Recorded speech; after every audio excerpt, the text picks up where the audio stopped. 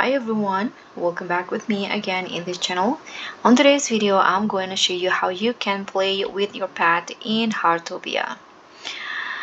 So playing your pet is the #1 way to increase their happiness. Start your pet happiness. That will unlock cool tricks and special bonuses. And in here, I'm going to show you all the fun ways to interact and bond with your furry friends.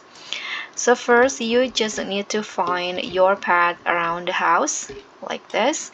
Then you can just click on the paw icon to see the play options in here.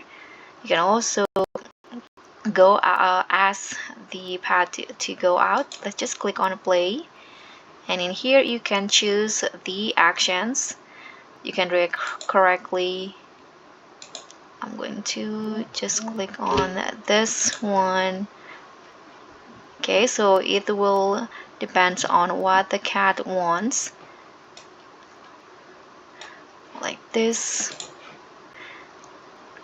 So that's how you can play with your pet in Heartopia. Thank you so much for watching. Don't forget to like, comment, and subscribe. Also, click on the thanks.